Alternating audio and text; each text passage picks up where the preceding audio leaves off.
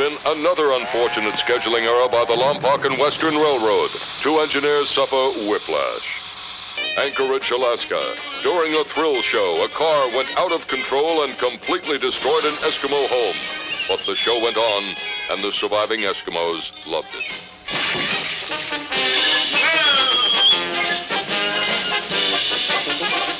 Madman Farnsworth was the hit of the show until his motorcycle was repossessed, but that didn't stop Madman. Mile High in Denver. This would have been scripted as another chapter in the Book of Eli. The triumphant return in front of a home state crowd after his untimely injury last year.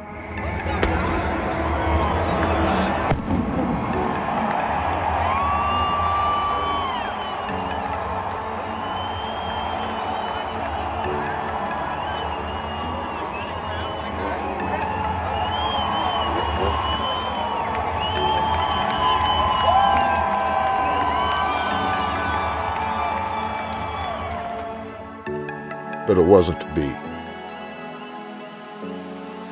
Though the huge crowd cheered his every move, Eli just didn't have it on Saturday, starting from the very first practice. Observers noted that his timing looked off from the very beginning. Shortly after the session began, he came up hugely short on the big triple, not even casing the landing, but crashing down on the face. Ouch. Then, shortly thereafter, he went down hard in a corner and reportedly injured his thumb and or wrist. Tomac seemed effectively detuned for the remainder of the day. He was just 8th fastest in either time qualifying session, finishing just 4th in his heat. He did gate well in the main, but after moving into 3rd place, it proved to be short-lived. Just 3 laps in, Eli fell to the ground again. This night would not be another storybook chapter. His teammate, ostensible title rival, and the only racer still at all within reach of Jet Lawrence, Cooper Webb, was able to fight off the other Lawrence brother, Hunter, for a heat race win. He's been pushed hard by Hunter Lawrence. Look at this. With 1.5 minutes to go, plus a lap, this one's far from done. He's very good at judging what riders are going to do. Look at that. Yep. Crosses back up to the inside. Cooper Webb, bike 2, gets heat win number 2 of the year. Yeah, Coop gets it done. He got his first one way back in A1, so he's had to wait a while for a second heat victory. Eli Tomac comes across behind Malcolm Stewart. But in the second heat, Jet was perfect. Focus on starts. He wants to make good starts. He's got the champ Chase Sexton on his outside. Here we go. Heat 2 of the 450s. Lawrence does get a good start. He's tucked in on the inside there. Comes through the middle. Jet Lawrence out in front. Well, here's Jet Lawrence, and that's a pretty comfortable. Both Coop and Jet winning their heats set the stage for a showdown for the ages. That wasn't to be either, as neither star racing rider would be a true factor in the main. Jet and Hunter, leading from the start, was an advertising copywriter's wet dream, reminding one of the Jeremy McGrath Vegas commercial from nearly 30 years ago. Winning a single Supercross is no easy feat. Jeremy McGrath has won 3 Supercross championships in a row. For Honda, that makes 8 straight. Are you up for that?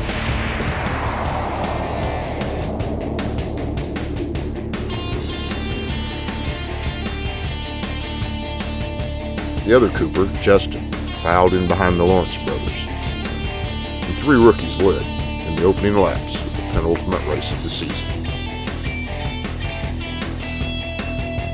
Justin Cooper would eventually finish in 6th place, one sort of suspicious slot behind an obviously ailing teammate. Chase Sexton, who seems to regain the speed he showed last year, also showed that with that speed follows the same issues that cost him several wins in the preceding season.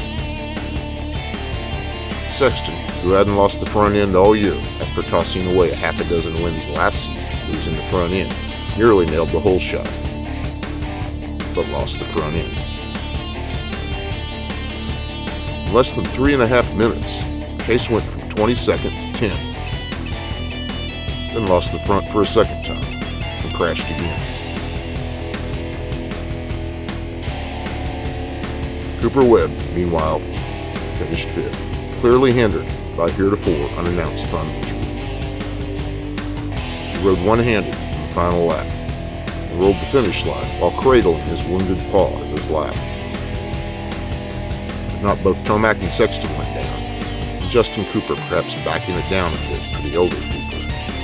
It might have been an 8th, if not the final nail in the coffin of his title pursuit. With little pressure from behind, Jet seemed content to match his brother's speed from second.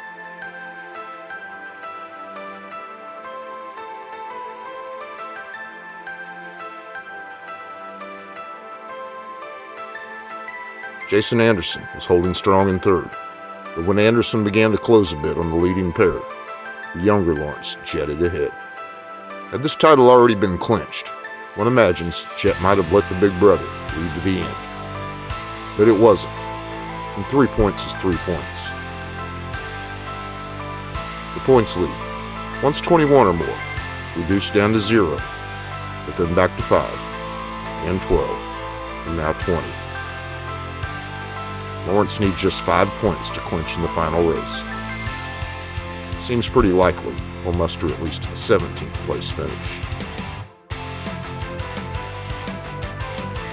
Jet joins McGrath, Tomac, Anderson, and Sexton, all former Supercross champions, as a Denver winner, and pulls abreast of countryman Chad Reed for 8 wins in a rookie season, second best of all time.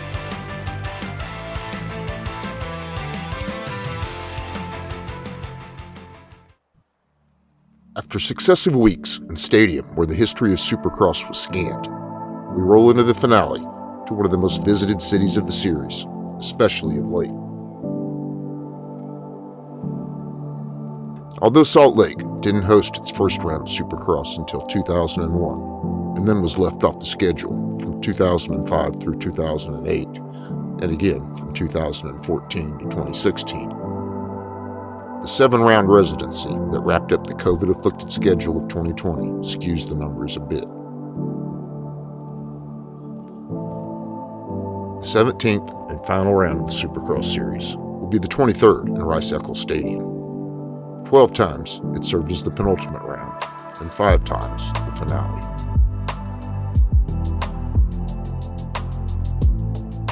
Rice-Eccles Stadium is an outdoor college football facility located on the campus of the University of Utah in Salt Lake City.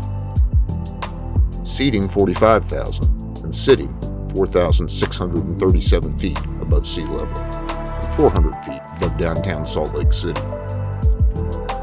Originally built in 1927, the stadium was heavily revamped in 1996. It is the home field of the Utah Utes of the Pac-10 Conference. It served as the main stadium for the 2002 Winter Olympics. The opening and closing ceremonies were held at the stadium. But we've not got time for stick and puck nonsense. The first Supercross race held in Salt Lake City was on April 28, 2001. Ricky Carmichael had clinched his first title the race before over Jeremy McGrath, and would win the first Salt Lake City Supercross on the Kawasaki, his 14th career victory at the time. Coming toward the gate, number 4, Ricky Carmichael, as we get set for our main event. That's David Villeman, number 934, right behind him. Jeremy is already at the gate. Yeah, they are. The team. These guys have been a dominant force this year. That lineup, geez, this is going to be good. The Suzuki lineup: Tim Ferry, Ricky Carmichael, the heat winners, Jeremy McGrath, Ezra Lusk, and you see them lined up there as they chose their gate positions. It's McGrath, Ferry number 15, Tortelli 13, Ford, Carmichael, and then Lusk.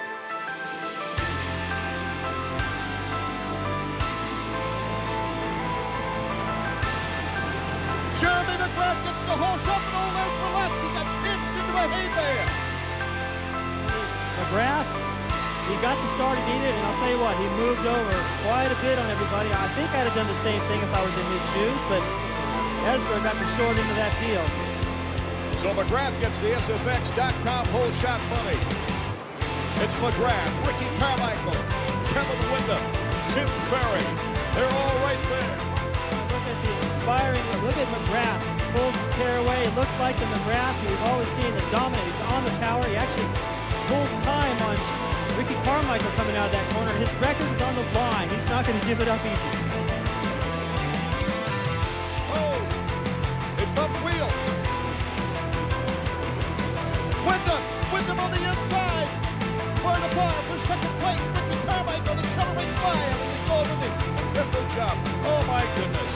McGrath's still the leader, but Carmichael is getting a battle royal for second place. What's that problem? Look at Ferry. Ferry puts the block pass on Windham. We've got a four-way battle for the lead, really. And the remarkable fact is, Carmichael's in fourth now, David. Maybe the end of his streak. How the heck is he going to get around these three guys? Here's how Ricky got dropped. He made a mistake, wasn't able to do the triple. There goes Ferry. Watch Windham sneak in there. Drops him. And he makes the pass on Jeremy. Now look out. That's a sign that Ricky's wants to make his move. He's been covered. It was only a mistake, right? Coming down this straightaway. He actually jumped too far off of that right there. Couldn't do this triple. But he's recovered. It's not over yet. But Ferry is pulling away. Ricky can see that. He's got to get around Windham and try to catch it.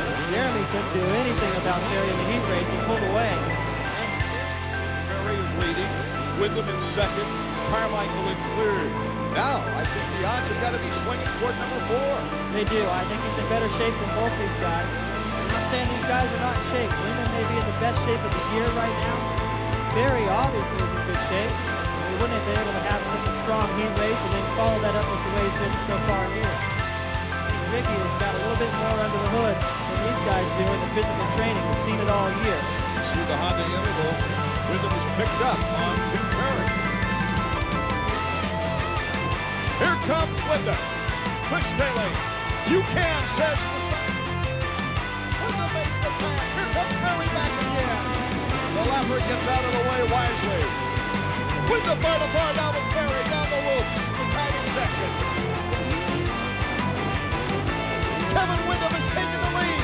Carmichael is in striking position. Ferry back again. Rubbing plastic. Carmichael right there. Windham off the plateau. Windham on the tempo. Ferry couldn't triple. And Carmichael loses the second. Can you believe this kid? I'm impressed with Windham right now. Let me tell you, this is an excellent ride for him. But still, the resolve of Carmichael, I mean, it looked like when he got dropped in the fourth, that was it. Let him fight back.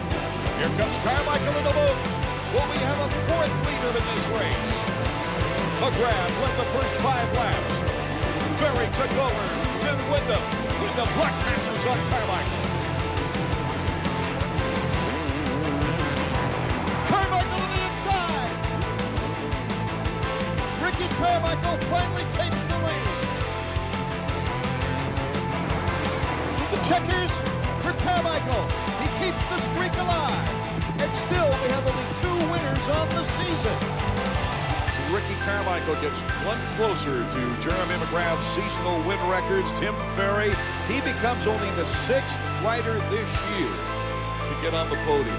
But that was definitely wild. A lot of passing going on, a lot of mistakes on my behalf. And, you know, I think I was able to stay strong there at the end. I think that's what pulled me through. He will also win the 2002 Salt Lake Supercross, this time on a Honda. A win here tonight for number 4, Ricky Carmichael, would give him his 10th of the season and become the only rider besides Jeremy McGrath to win in double digits in back-to-back seasons. And Ricky Carmichael wins back-to-back championships. Ricky Carmichael is the first Supercross champion on Honda since Jeremy in 1996. And this young before Chad Reed and Kevin Windham won in 2003 and 2004. After a 4-season hiatus, the series returned to Salt Lake as the penultimate round from 2009 through 2013, and then again in 2017 and 2018.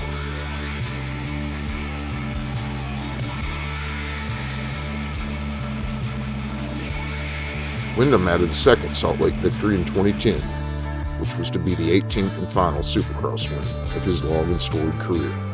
It had snowed in Salt Lake the day before, and the race was a sloppy mess. Perfect for Windham. Windham had been such a story, Jeff.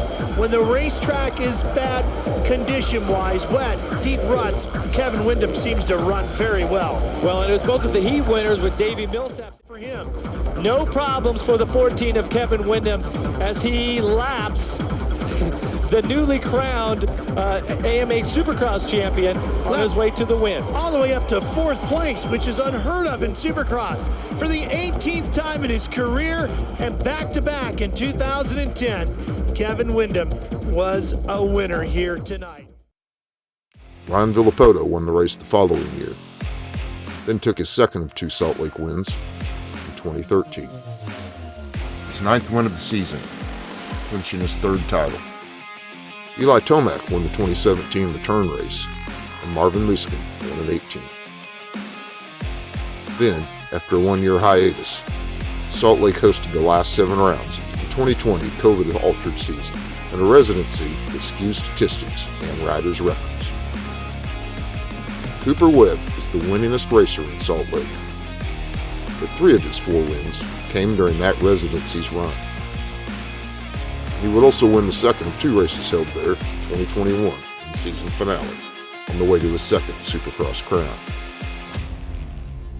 Zach Osborne also took his one and only 450 Supercross win in 2020, before going on to win the outdoor title later that summer.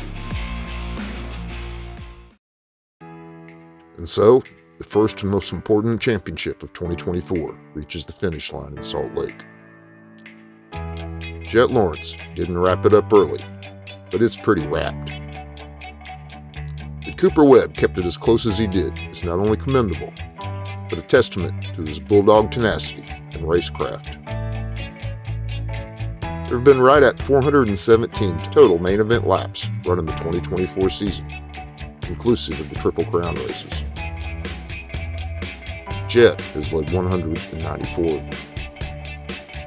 Webb just 36, with 3 wins, Jet's 8. But Coop is still mathematically in this thing, although physically he is not. A UCL thumb ligament injury often requires surgery. And if Webb isn't planning on getting it fixed, he's surely risking making the injury worse by continuing to race. At the same time, there's still that slimmest of chances. What if he took the last race off and Jet suffered an untimely encounter, or something much worse? It seems likely that Webb will be in Salt Lake to fight it out as best he can one more time. And hey, if you like this video, please like this video. Do consider subscribing. It's free of charge and it helps. Meanwhile, thanks for watching this. It's a dagger for sure, but I know for damn well we'll be back. And, you know, it's try to keep my head up, but it sucks. So we'll just be there next weekend and see what happens. Better days ahead. We'll see you next week.